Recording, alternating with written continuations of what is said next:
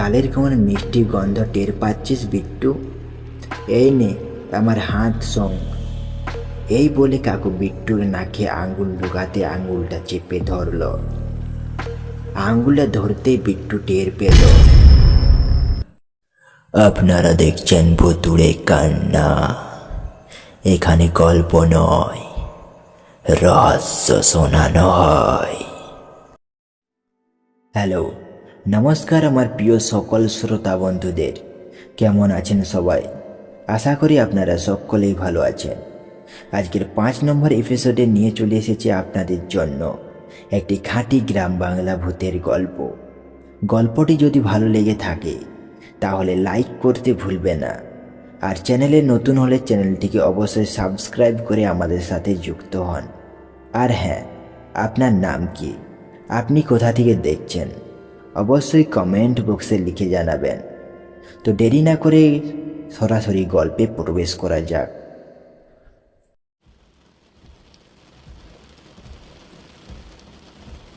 ভাদ্র মাসের শেষ বিকেলে আকাশ জুড়ে ঘন কালো মেঘে ভরা। গুঁড়ি গুঁড়ি বৃষ্টিতে ভেজে উঠেছে মাটির স্নিগ্ধ গন্ধ। গ্রামের সরু পথে ধুলো আর জল মিশে কাদায় পরিণত হয়েছে। বিট্টু তার বন্ধুর জন্মদিনের নিমন্ত্রণে যাবে বলে সকাল থেকে উত্তেজিত। গায়ে তার নতুন পোশাক, মাথায় টুপি, পায়ে রাবারের জুতো, সব ঠিকঠাক। বন্ধুর জন্য একটি ছোট্ট উপহার বেঁধে রেখেছে মায়ের হাতে, কিন্তু ভাগ্য যেন তার বিরুদ্ধে। বাড়ি থেকে বেরোতেই আকাশ ভেঙে পড়ল নিঝুম বৃষ্টি। টুপটাপ শব্দটা 1 সেকেন্ডে বদলে গেল ঝমঝমে। রাস্তায় জল থই থই, গাছের পাতায় বৃষ্টির তালে তালে শব্দ। বিট্টু দরজার চৌকাঠে দাঁড়িয়ে হতাশ চোখে তাকিয়ে থাকলো আকাশের দিকে। বৃষ্টির জলে ভেজে তার শার্ট অল্প ভারী হয়ে উঠেছে। মা ডাক দিলেন, আয় ভেতরে, আজ আর যাওয়া হবে না। বিট্টুর চোখে জল, কিন্তু বৃষ্টির জলে কেউ তা টের পায় না। সন্ধ্যা নামতে নামতে বৃষ্টি একটু কমল। পশ্চিম আকাশে মেঘের ফাঁকে ফাঁকে লাল আভা, যেন আগুন পোড়া লোহার চাকতি। ঠিক তখনই কাকু কাক ভেজা হয়ে বাড়িতে ফিরল, গায়ে কাদা মাখা। বাড়িতে কারেন্ট নেই, তাই ঘুটঘুটে অন্ধকারে কাকুর চোখ দুটো জোনাকির মতো জ্বলছে। পোশাক ছেড়ে দিয়ে বাড়ির ভেতরে কাকু ঢুকল। বিট্টুকে এক কোণে বসে থাকতে দেখে কাকু হাসল। কিরে বিট্টু, এই অন্ধকারে ভূতের মতো এক কোণে বসে আছিস যে? বিট্টু মুখ ভার করে বলল, তো কি করব কাকু? কি হয়েছে বল, এরকম মুখ গোমরা করে আছিস যে? কিচ্ছু হয়নি কাকু। কিন্তু কাকু তো জানেন, ভালোবাসার মানুষগুলো মুখের কথায় মিথ্যা লুকাতে পারে না। আসলে বিট্টুর কাকু বিট্টুকে খুব ভালোবাসে, আর বিট্টু কাকুর কথা ফেলতে পারে না। কাকু জিজ্ঞেস করতে বিট্টু সব বলল। কাকু বিট্টুর কাছে সব শুনে বললেন, তা কি করবি বল? তারপর কাকু বলল, যা একটা টর্চ ও একটি বস্তা নিয়ে আয়। কি করবে কাকু? আগে নিয়ে আয় তো, তারপর বলছি। বিট্টু টর্চ ও একটি বস্তা নিয়ে আসলো। কাকু বললেন, দেখি টর্চটা আমায় দে, আর আমার সঙ্গে চল, তোর মন ভালো করে দি। কোথায় যাবে কাকু? আমার সঙ্গে আয় তো, তারপর বলছি। জুতো পরবি না, খালি পায়ে আসবি। টর্চ লাইট আর বস্তা হাতে নিয়ে তারা বেরিয়ে পড়ল খালি পায়ে। সে চুপচাপ কাকুর সঙ্গে চলতে শুরু করল। কাকুর কথা সে ফেলতে পারে না। ভেজা মাটি, পায়ে ঠান্ডা, কিন্তু বিট্টুর মনে উত্তাপ। রাস্তার ধারে বটগাছের নিচে জোনাকি পোকার আলোর নাচন নাচছে। কাকু বললেন, ওই নবীনবাবুর তালবাগানে যাব। নবীনবাবুর তালবাগানে? হ্যাঁ রে হ্যাঁ, ওই পুকুরের পাশের তালবাগানটিতে। ওই তালবাগানে কি করতে যাবে কাকু? আরে তুই তাও বুঝিস না? আমি যখন বাড়ি ফিরছিলাম ওই রাস্তা দিয়েই তো ফিরলাম। দেখলাম এই ঝড় বৃষ্টিতে বাগানে কত তাল পড়ে আছে, চল কুড়িয়ে নিয়ে আসি। আচ্ছা কাকু, তুমি কি করে দেখলে এই অন্ধকারের মধ্যে? আরে বোকা, মাঝে মাঝে বিদ্যুতের ঝলকানিতে তালগুলো একেবারে পরিষ্কার দেখা যাচ্ছে। কাকু, নবীনবাবু তো মাঝে মধ্যে ওই তাল বাগানে পাহারা দিতে আসে, উনি যদি আমাদের ধরে ফেলে? আরে আয় তুই আমার সঙ্গে, ওইখানে কেউ নেই। আমি যখন ওই রাস্তা দিয়ে আসলাম তখন ওখানে কেউ ছিল না। আশা করি নবীনবাবু এখন বাড়িতেই আছেন। মাঝে মধ্যে বিদ্যুতের ঝলকানিতে রাস্তা ধারের পুকুরগুলো সাদা হয়ে উঠেছিল। কাকুর পিছু পিছু বাগানের দিকে হাঁটতে হাঁটতে বিট্টুর পা যেন জড়িয়ে যাচ্ছিল। কাকু টর্চের আলো ফেলে এগোচ্ছিলেন, কিন্তু বিট্টুর মনটা যেন কোথায় আটকে আছে। তা তুই এত ভয় পাচ্ছিস কেন রে বিট্টু? কাকু জিজ্ঞেস করলেন। তা ভয় পাবো না? আগের বার যা ঘটনা ঘটেছিল আর বলবার নেই। বিট্টুর কণ্ঠে চাপা আতঙ্ক। কাকু থমকে দাঁড়ালেন। কেন, কি ঘটনা ঘটেছিল আগের বার? তুমি জানো না ওই চান্দু আর ভূতোর কথা? বিট্টুর গলা যেন শুকিয়ে এলো। কাকু এবার গম্ভীর হয়ে বললেন, কেন, কি হয়েছিল? আগেরবার চান্দু আর ভূতো নবীনবাবুর পুকুরে মাছ ধরতে এসেছিল। সন্ধ্যাবেলা ফেরার সময় ওই তাল গাছের নিচে একটা পাকা তাল পড়ে থাকতে দেখে কুড়িয়ে এনেছিল। ঠিক তখনই নবীনবাবু এসে হাজির। তালটা হাতে দেখিয়ে রেগে তার চোখ লাল হয়ে গেল। চোর বলেই চেঁচিয়ে উঠলেন নবীনবাবু। তারপর বিট্টু থামল। কাকু জোর দিলেন, তারপর কি হলো? গ্রামের সবাইকে ডেকে নবীনবাবু তাদের কানে ধরে উঠবস করালেন সারা গ্রামের সামনে। ওহ, কি লজ্জা, কি লজ্জা! চান্দু আর ভূতো তো এক সপ্তাহ ঘর থেকে বেরোয়নি। বিট্টুর গলা কেঁপে উঠল। কাকু এবার হেসে বললেন, ওরে বোকা, নবীনবাবু তো জানতেই পারেনি যে তারা মাছ ধরতে এসেছিল। ওই একটা তালের জন্য এত বড় শাস্তি? বিট্টু মাথা নাড়ল। তা কি করে বলবো? নবীনবাবু তো রাগী মানুষ, আজও যদি ধরে ফেলে। ও তুই নবীনবাবুকে এত ভয় পাস? তা পাবো না? কি রাগী মানুষ রে বাবা! কাকু টর্চের আলোটা একবার চারিদিকে ঘুরিয়ে নিয়ে বললেন, হ্যাঁ, নবীনবাবু না হয় কানে ধরে উঠবোস করাবে, কিন্তু কিন্তু কি কাকু? বিট্টু কাকুর মুখের দিকে তাকালো। কাকু একটা গোপন হাসি হেসে বললেন, কিচ্ছু না, চল তাড়াতাড়ি আয়, তালগুলো কুড়িয়ে নিতে হবে যে, নইলে নবীনবাবু বাগানে চলে আসবে। তারা দুজন তাল বাগানের দিকে দ্রুত পা বাড়ালো। ভেজা মাটির গন্ধ মিশে আসছিল বাতাসে। পিছলে পড়ার ভয়ে বিট্টু কাকুর হাতটা শক্ত করে ধরে রাখল। হঠাৎ একটা ব্যাঙ লাফ দিয়ে তাদের সামনে দিয়ে পার হলো। বৃষ্টির পরে এই উৎসবে মাঠঘাট জুড়ে ব্যাঙেরা যেন রাজত্ব করে রেখেছে। কিছুক্ষণ পর তারা সেই তাল বাগানের সামনে গিয়ে পৌঁছল। কি বিশাল বড় তাল বাগান! রাত্রিবেলা বাগানটিকে যেন আরো বড় মনে হচ্ছে। বিট্টুর নাক ভরে গেল মিষ্টি গন্ধে। গাছের নিচে এক একটা পাকা তাল যেন সোনালি ডিমের মতো ছড়িয়ে আছে। কাকু টর্চের আলো ফেলতেই দেখা গেল কিছু তাল ফেটে তার মিষ্টি শ্বাস বেরিয়ে মাটিতে মাখামাখি হয়ে রয়েছে। বিট্টুর চোখ পড়ল পাশের পুকুরে। সামনেই পুকুরটি। সে এক পা দুপা করে এগিয়ে গেল, পুকুরের সামনে গিয়ে দাঁড়ালো। বর্ষার জলে পুকুরের কণায় কণায় ভরা। জলের উপর শ্যাওলা সবুজ চাদর। তার নিচ থেকে মাছগুলো কখনো জলের উপর লাফ দিয়ে উঠছে, কখনো শ্যাওলার মধ্যে মুখ লুকোচুরি খেলছে। এই রাত্রিবেলা পুকুরের মাছগুলো যেন পুকুর থেকে বেরিয়ে যেতে চাইছে। এই মাছগুলোকে দেখে বিট্টুর মনে পড়ে গেল চান্দু আর ভূতোর কথা। এই পুকুরের মাছ ধরতে এসেছিল, তারপর নবীনবাবু তাদের যা শাস্তি দিয়েছিল, ওরে বাবারে! হঠাৎ একটা রুই মাছ এমনভাবে লাফ দিল যে পুকুরের জল ছিটকে এসে বিট্টুর পায়ে পড়ল। পেছন থেকে কাকুর ডাকে এসে ফিরে তাকালো। এই বিট্টু, ওদিকে কোথায় যাচ্ছিস? এদিকে আয়। বিট্টু দৌড়ে কাকুর কাছে এলো। কাকু তার হাত ধরে বলল, তুই আয় আমার সঙ্গে। তাকে নিয়ে গেল রাস্তার ধারে এক ফাঁকা জায়গায়। এইখানে চুপ করে দাঁড়িয়ে থাক। নবীনবাবু যদি আসে এই রাস্তা দিয়ে আসবে, লাইট দেখলেই আমাকে হাঁক দিস। ঠিক আছে কাকু। এই বলে কাকু তাল কুড়াতে শুরু করলেন। এক একটা করে তাল এনে বিট্টুর কাছে রাখছে। এই বিট্টু, এগুলোকে বস্তায় ভর। বিট্টু তালগুলোকে বস্তায় ভরতে লাগলো। প্রতি মুহূর্তে তার মনে হচ্ছিল নবীনবাবু আবার চলে না আসে। বস্তা অর্ধেক ভরা হলে কাকু হঠাৎ বললেন, তুই একটু চুপ করে দাঁড়িয়ে থাক, আমি ওই দূরের বড় তাল গাছটা থেকে ঘুরে আসি।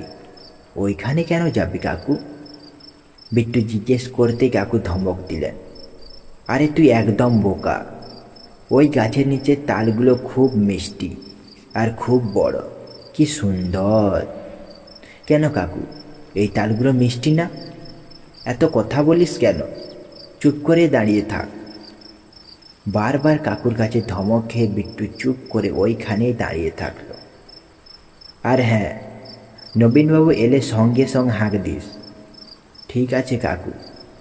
বিট্টু নিঃশব্দে দাঁড়িয়ে রইল। ধীরে ধীরে কাকু ওই তাল গাছটার দিকে এগিয়ে গেল। অন্ধকারের মধ্যে কোথায় যেন মিলিয়ে গেলেন। বিট্টুর খুব ভয় করতে লাগলো। হঠাৎ ওপর থেকে একটা শব্দ হলো। বিট্টুর বুক ধড়াস করে উঠল। পরে বুঝতে পারল ওটা নিশ্চয়ই কাঠবেড়ালির কাজ ছাড়ার কিসেরও হবে না। তারপর বিট্টু দেখল দূরে রাস্তায় একটা আলো। নিশ্চয়ই এটি নবীনবাবু। বিট্টু কাকুকে হাঁক দিতে যেই মুখ খুলেছে, আরে চুপ, নবীনবাবু শুনতে পেয়ে যাবে যে। কাকু হঠাৎ তার পেছনে দাঁড়িয়ে। বিট্টু হুঁশ হারালো। কাকু, তাল কোথায়? ওইখানে একটাও তাল পড়েনি। কাকুর গলা ভারী। তাই তো খালি হাতে ফিরে এলাম। বস্তাটা দে। বিট্টু বস্তা বাড়িয়ে দিতেই কাকু সেটি মাথায় তুলে নিলেন। কাকু, লাইটটা জ্বালাও না। আরে বোকা, লাইট জ্বালালে নবীনবাবু আমার ধরে ফেলবে যে। কাকুর গলায় অস্বাভাবিক রাগ। একদম বোকার হত্য। এ নে, আমার হাতটা ধর, তাড়াতাড়ি আয়। বিট্টু কাকুর হাতটা যেই স্পর্শ করে সঙ্গে সঙ্গে হাতটা ছেড়ে দেয়। বরফের মতো ঠান্ডা কাকুর হাত। কি রে, হাতটা ছেড়ে দিলি যে? কাকু, তোমার হাতটা এত ঠান্ডা কেন? আরে ঠান্ডা তো হবে, চলে কাদায় তাল কুড়িয়েছি যে, হাত ঠান্ডা তো হবে। এই নে, শক্ত করে চেপে ধর। আবার বিট্টু কাকুর হাতটা ধরে থাকলো। ঠান্ডা অবশ্য লাগছে, কিন্তু কাকুর ধমকে হাতটা ছাড়তে পারল না। কাকু তার হাতটা ধরে দৌড়তে লাগলো। বিট্টু কাকুর পেছনে পেছনে দৌড়তে লাগলো, কিন্তু কাকুর হাতের সেই অস্বাভাবিক ঠান্ডা ভাবটা যেন তার মনে ভয় ধরিয়ে দিল। হঠাৎ বিট্টু থমকে দাঁড়ালো। কাকু, যদি কখনো নবীনবাবু জানতে পারে? কাকু টর্চের আলো অন্ধকারে ঘুরিয়ে বললেন, তাকে বলবো বৃষ্টির পরের তালগুলো আমরা কুড়িয়েছি, চুরি করিনি। আর যদি শাস্তি দেয় তাহলে? তাহলে কি? কিচ্ছু না। আবার তারা দুজন দৌড়তে শুরু করলো। কতক্ষণ দৌড়েছে জানে না। এবার বিট্টু কাঁদো কাঁদো গলায় বলল, কাকু দাঁড়াও, আর পারছি না, পা ব্যথা করছে যে। বিট্টু হাঁপাতে হাঁপাতে পড়ে যাচ্ছিল। কাকুর মনে দয়া হলো। অনেকটা পথ ঘুরে আসতে হলো তো, কিন্তু কি আর করা যায়, এবার আস্তে সুস্তে যাওয়া যাক। অন্ধকার এত ঘন যে হাত বাড়ালে আঙ্গুলও দেখা যায় না, কেবল ঝাঁকে ঝাঁকে জোনাকিরা নেচে বেড়াচ্ছে। যেন অদৃশ্য কেউ তাদের নিয়ে খেলা করছে। হঠাৎ কাছেই আচমকা শিয়াল ডাক দিল। বিট্টুর গা শিউরে উঠল। সে ভয়ে ভয়ে কাকুকে জিজ্ঞেস করল, কাকু, আমরা কোথায় এসে পড়েছি? গ্রামের শেষে সেই বড় দিঘির পাশে। কাকুর গলায় অদ্ভুত একটা টান। এই পথ দিয়ে আসতে গেলেন কেন? সরাসরি রাস্তা দিয়ে গেলেই তো পারতে। আরে বোকা, কাকু হঠাৎ রেগে গেল। সেই রাস্তা দিয়ে গেলে নবীনবাবু আমাদের ধরে ফেলতো, তাই তো পুরো গ্রাম ঘুরে আসতে হলো। কথাগুলো বলতে বলতে কাকু একটা অদ্ভুত হাসি হাসল, ঠিক যেন কেউ তার মুখ ধরে টেনে হাসাচ্ছে। তারপর হঠাৎ কাকু বললেন, তা বিট্টু, এবার একটা তাল টেস্ট করে দেখি, কি বলিস? নবীনবাবু তাল বাগানের তালের এত নাম দেন, দেখি সত্যি কি না। বস্তা থেকে তালের মিষ্টি গন্ধ বের হচ্ছিল। কাকু ওইখানেই মাটিতে ধপ করে বসে পড়লেন। বিট্টু অবাক হয়ে দেখল কাকু তাল খাচ্ছে, কিন্তু এ কী রকম ভয়ঙ্কর ভাবে। একটা তাল বস্তা থেকে বের করছে আর দাঁত দিয়ে অদ্ভুতভাবে ছিঁড়ে ছিঁড়ে খাচ্ছে। বিট্টু চুপচাপ দাঁড়িয়ে আছে আর ভাবছে, আমাকে একটা তাল খেতে দিবেন কাকু। কিন্তু উনি যেন তার কথা ভুলেই গেছেন। ক্রমাগত তাল খাচ্ছেন আর আটিগুলো ছুঁড়ে ফেলছেন। শব্দ শুনে বুঝতে পারছি ওগুলো জলেই পড়ছে। এ কি কাকুর তাল খাওয়া? বিট্টু ভাবল, একটা তাল বস্তা থেকে বের করছে আর ভাঙছে আর ভয়ঙ্করভাবে খাচ্ছে। এরকম তাল খাওয়া কাকুর আমি জীবনেও দেখিনি। কিছুক্ষণ পরে বিট্টু না বলে পারল না, কেমন তাল কাকু? জিভ দিয়ে একটা আঙ্গুল চেটে কাকু বললেন, ফার্স্ট ক্লাস। তুই খেলে টের পেটিস বিট্টু, কিন্তু কি আর করা যাবে, সবগুলোই যে আমি ঝোঁকের বসে খেয়ে ফেললাম। বিট্টু ভ্যাঁ করে কেঁদে উঠে বলল, সব? হ্যাঁ রে, তোর কথা মনেই ছিল না। বরং আয়, তার বদলে তোকে একটু আদর করে দিই। বলে কাকু বিট্টুর মাথায়, তারপর মুখে হাত বোলাতে থাকে। কাকুর কি প্রচণ্ড ঠান্ডা হাত।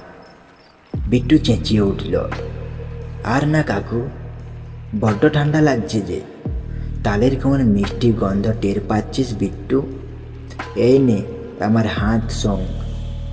এই বলে কাকু বিট্টুর নাকে আঙ্গুল ঢোকাতে আঙ্গুলটা চেপে ধরল। আঙ্গুলটা ধরতেই বিট্টু টের পেল আঙ্গুলটা যেন বেজায় শক্ত। আঙ্গুল না হাড়, সে বুঝতেই পারছে না। রাগে দুঃখে বিট্টু কেঁদে ফেলল। কাকু আদরে গলায় বললেন, কাঁদিস না, কাল তোকে ঠিক তাল খাওয়াবো। এখন চুপ কর, এবার আমি দিঘির জলে হাত ধুয়ে আসি। কাকু যেমন অদ্ভুত কাণ্ড করবে তা বিট্টু একটুও কল্পনা করতে পারেনি। উনি উঠে হাত ধুতে গেলেন তো গেলেন, ফেরার কোনো নাম নেই। এতক্ষণে আকাশ একটু পরিষ্কার হয়েছে, আকাশে কিছু তারা ঝিলমিল করছে। আবার একদল শেয়াল ডেকে উঠল।